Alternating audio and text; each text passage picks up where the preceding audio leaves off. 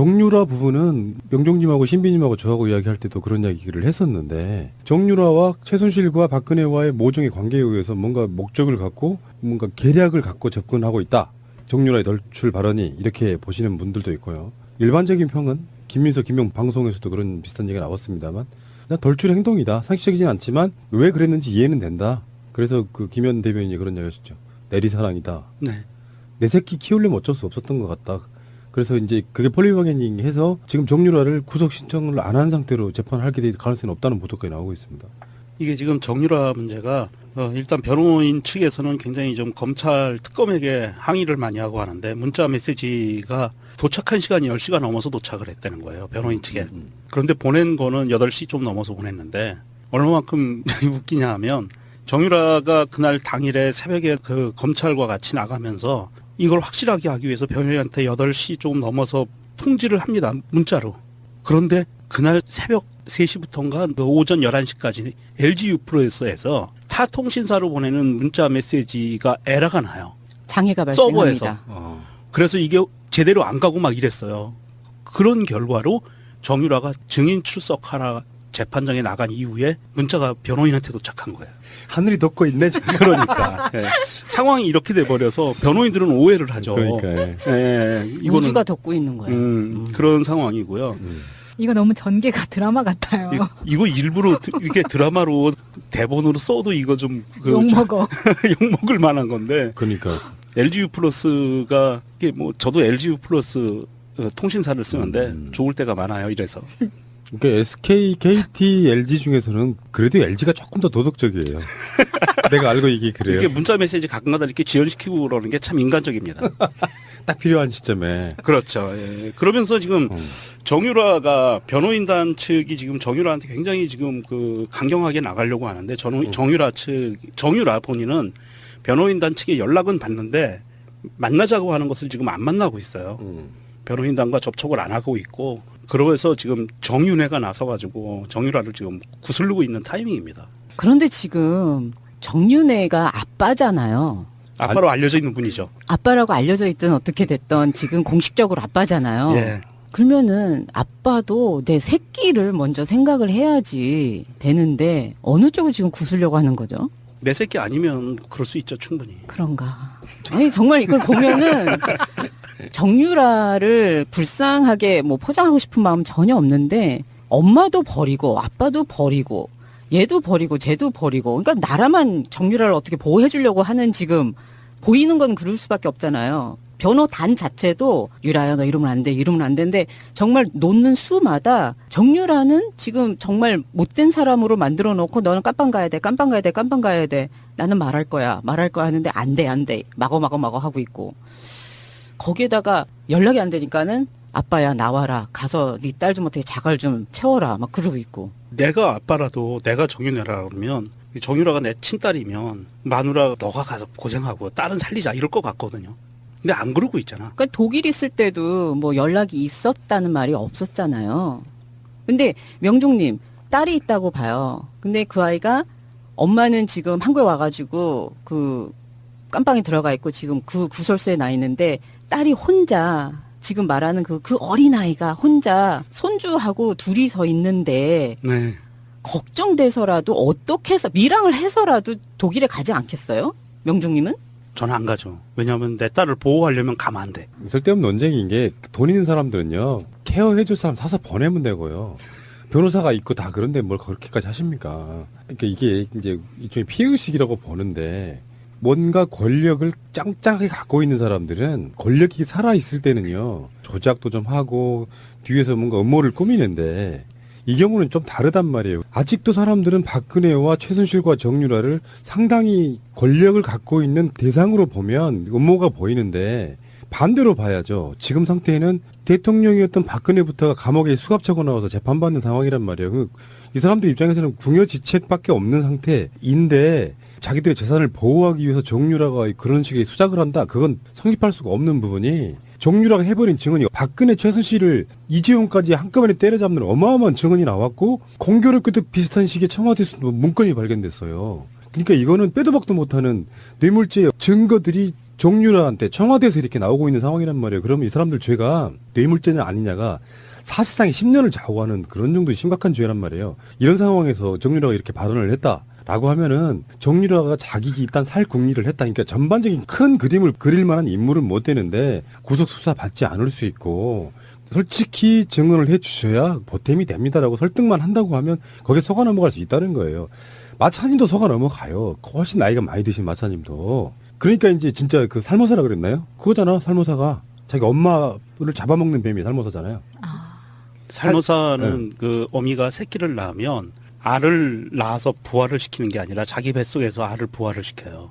그러면 이 새끼들이 자기 엄마 몸을 뜯어먹고 나와요. 그게 살모사예요. 살모. 그러니까 엄마 모자잖아요. 아, 그래요? 네. 그래서 살모사라고 표현하는 거예요. 엄마를 먹고 엄마를 죽이고 생존하는 새끼. 그러니까 그쪽 전문가분들이 정유라가 저렇게 해서 쟤들이 뭐가 남길까 생각해보면 뒤에 답이 없는 거야. 간단히 말해서 정유라 나는 살아야겠다 요거라고 보는 건데 일단 넘어가시고요. 그래서 이번에 그 청와대에서 나온 문건 있잖아요. 이거를 득템한 거잖아요. 득템. 우리 생각했을 때 뭐 사무실 조그만 거나 생각할 수 있는데 어마어마하게 큰 규모의 사무실들이 청와대에 많이 있을 거 아니에요. 그중에 있는 캐비넷을 다 뒤져보겠다는 거야. 전수조사 한다는 거예요. 캐비넷 안에 누가 뭘 넣고 갔는지. 사람이 한꺼번에 쭉 있다가 쭉 빠진 게 아니라 청와대에 기본적으로 근무하는 인력들이 있잖아요. 그러니까 그중에 핵심 인물들만 빠져나가고 뭐 구속되고 해임되고 이런 방식으로 없어졌을 거 아니에요. 그러니까 그 사람들은 지금 청와대에 뭐 휴일을 제외하고 휴일 날도 어떤 사람들은 지금 그 탄핵 국면에서도 출퇴근을 하고 그러면서 사람들이 텅 비어있는 공간이 아니다 보니까 뭐를 쭉 뺐다가 쭉 넣을 수가 없는 상태인 거죠. 캐비넷이라는 게 그런 거잖아. 그래서 청와대에 있는 캐비넷을 다 뒤져보겠다는 거죠. 진작 안 한 게 놀랍긴 하고 근데 이런 게 좀 더 많이 나왔으면 좋겠어요. 만약에 벽을 이렇게 뜯으면 뭐 나오지 않을까도 싶고. 그럴 수 있어. 아. 그래서 일단 뭐 캐비넷도 다 뒤져보겠지만 바닥도 뜯고 응. 간이 칸막이도 뜯고 다 뜯어서 천장도 좀 보고. 뜯다가 보면 USB도 나오면 USB 하나만 나와도 이건 300건이 문제가 아니야. 에이그 참. 아니, 근데 이런 문건이 정권이 바뀌고 나서 캐비넷에서 발견이 됐다. 이것도 마치 영화의 시나리오 같은 이야기지. 이거 너무 웃기지 않아요? 그러니까 그 정말 지금 이 소설을 쓰고 있는 작가분은 막장을 좋아하시는 분 같아요. 갑자기 뜬금없이 캐비넷이 딱 하나 등장을 해. 아, 말도 안 되게. 창의력 진짜 대단하다. 근데 이제 김현 대변인이 청와대 춘추관장이었으니까 그쪽 분위기를 좀 알 거 아니에요. 그렇죠. 이제 그분 말씀은 그게 발견될 리가 없다예요. 누군가가 갖다 놓거나 보관 중이었거나 그런 뉘앙스로 말씀을 하시더라고요. 거의 그럴 확률이 높죠. 이게 그냥 버려진 서류라고 볼 수는 없고요. 내가 우병우고 그 밑에 있는 이제 무슨 비서관이에요. 명령형에 다 이렇게. 예. 유비서관 이 서류 좀 파쇄 좀 해주세요. 네, 파쇄하겠습니다. 이쪽 기계 너무 바쁘니까 저쪽에 네. 있는 끝에 있는 기계 가서 파쇄할게요. 그래놓고 요거를 살짝 보관해 놨고 있다가 살짝 집어넣는 방식. CCTV 한번 조사 한번 해봐야 돼. 누가 날았는지. 그럴 수 있잖아. 네, 그랬을 것 아니 같아요. 우병우가 그걸 언제 다 파쇄기 돌리겠어요. 다 밑에 아래 사람 시키는 거지. 근데 그 중에서 어. 너무 이거를 자기가 혼자 알고 있기엔 아까운 사람이 우리가 그치. 네, 우리가 그 한 것 같아요. 정부가 바뀌었다고 다 바뀌는 게 아니고요. 네.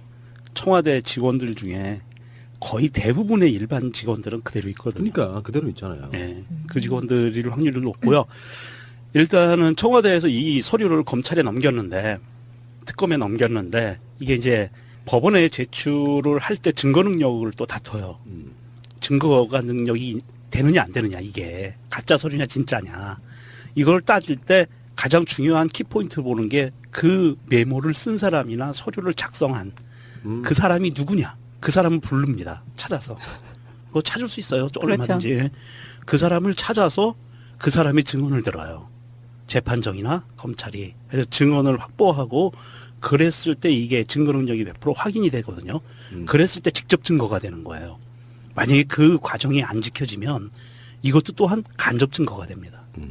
이게 지금 검찰에 제출이 됐는데 두고 앞으로 그 특검에서 이 과정을 진행해 나가는 걸 보면 이제 누가 작성을 했느냐, 누가 남겼느냐 이 서류를 이 부분들을 이제 쭉 탐문을 해갈 거예요. 그러면서 나오는 사람들을 특정을 하느냐 안 하느냐에 따라서 이 증거 서류가 직접 증거가 되느냐 간접 증거가 되느냐의 그 판단 기로에 쓰는 거죠. 보니까 뭐 김영한 수석에 잡힐 수도 있고 네. 그리고 그분 뭐 자필만 나온 게 아니라 그분 자필은 뭐냐면 이면지 쓴 거예요. 네. 뒷면에다가. 그러니까 그쪽 사람들이 무슨 이렇게 정식 서류 뒷면에다가 이렇게 낙서로 쓴 것도 있고 그 네. 300건 중에 일부인 거겠죠. 예, 예.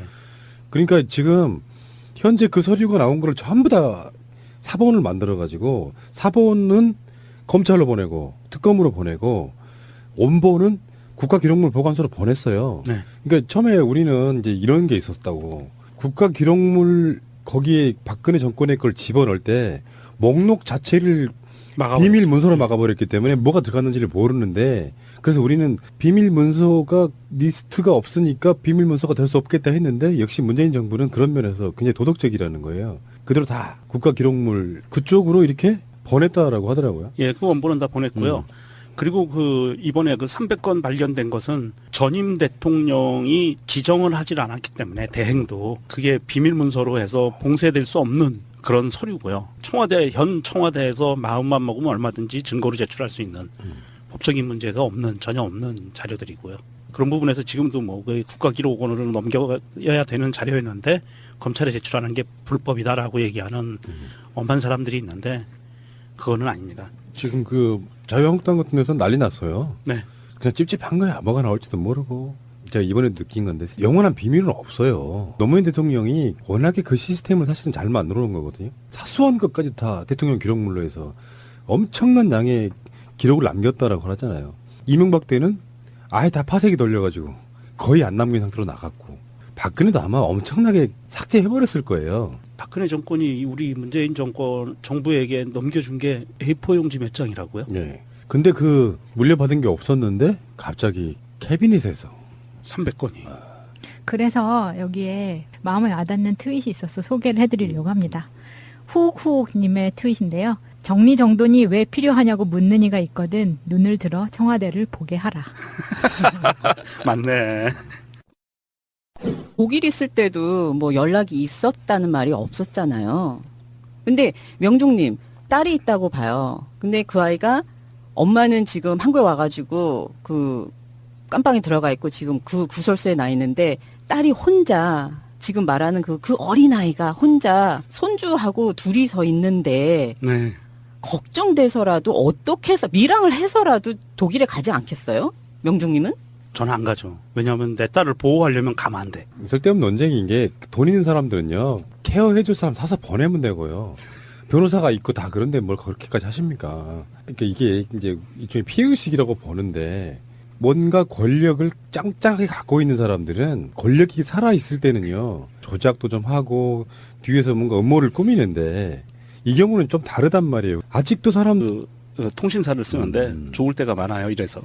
그러니까 SK, KT, LG 중에서는 그래도 LG가 조금 더 도덕적이에요.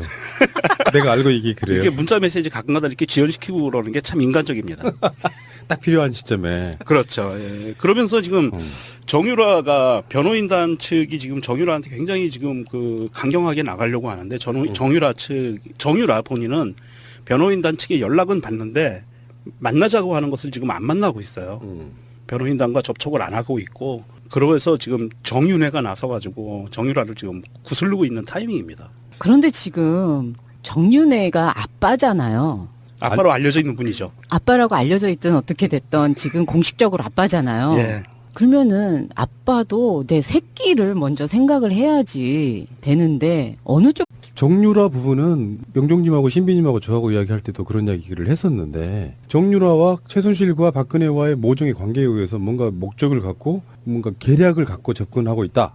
정유라의 널출 발언이 이렇게 보시는 분들도 있고요. 일반적인 평은 김민석, 김용 방송에서도 그런 비슷한 얘기가 나왔습니다만 그냥 덜출 행동이다. 상식적이진 않지만 왜 그랬는지 이해는 된다. 그래서 김현 대변인이 그런 얘기 하셨죠. 내리사랑이다. 네. 내 새끼 키우려면 어쩔 수 없었던 것 같다. 그래서 이제 그게 폴리바게닝 해서 지금 정유라를 구속 신청을 안 한 상태로 재판하게 될 가능성이 없다는 보도까지 나오고 있습니다. 이게 지금 정유라 문제가 일단 변호인 측에서는 굉장히 좀 검찰 특검에게 항의를 많이 하고 하는데 문자 메시지가 도착한 시간이 10시가 넘어서 도착을 했다는 거예요. 변호인 측에. 그런데 보낸 거는 8시 좀 넘어서 보냈는데 얼마만큼 웃기냐 하면 지금 구슬려고 하는 거죠? 내 새끼 아니면 그럴 수 있죠. 충분히. 그런가. 아니 정말 이걸 보면은 정유라를 불쌍하게 포장하고 싶은 마음 전혀 없는데 엄마도 버리고 아빠도 버리고 얘도 버리고 쟤도 버리고 그러니까 나라만 정유라를 어떻게 보호해 주려고 하는 지금 보이는 건 그럴 수밖에 없잖아요. 변호단 자체도 유라야 너 이러면 안 돼, 이러면 안 되는데 정말 놓는 수마다 정유라는 지금 정말 못된 사람으로 만들어 놓고 너는 깜빵 가야 돼, 깜빵 가야 돼, 깜빵 가야 돼. 나는 말할 거야 하는데 안 돼. 마거 하고 있고. 거기에다가 연락이 안 되니까는 아빠야 나와라. 가서 네 딸 좀 어떻게 자갈 좀 채워라. 막 그러고 있고. 내가 아빠라도 내가 정유라라 그러면 정유라가 내 친딸이면 마누라 너가 가서 고생하고 딸은 살리자 이럴 것 같거든요. 근데 안 그러고 있잖아. 그러니까 정유라가 그날 당일에 새벽에 그 검찰과 같이 나가면서 이걸 확실하게 하기 위해서 변호인한테 8시 조금 넘어서 통지를 합니다. 문자로. 그런데 그날 새벽 3시부터인가 오전 11시까지 LG U+에서 타 통신사로 보내는 문자 메시지가 에러가 나요. 장애가 서버에서. 발생합니다. 그래서 이게 제대로 안 가고 막 이랬어요. 그런 결과로 정유라가 증인 출석하라 재판장에 나간 이후에 문자가 변호인한테 도착한 거예요. 하늘이 덮고 있네 지금. 그러니까 예. 상황이 이렇게 돼 버려서 변호인들은 오해를 하죠. 그러니까. 예. 예, 이거는 우주가 덮고 있는 거예요. 그런 상황이고요. 이거 너무 전개가 드라마 같아요. 이거 일부러 이렇게 드라마로 대본으로 써도 이거 좀 욕먹어. 욕먹을 만한 건데 그러니까. LG U+가 이게 뭐 저도 LG U+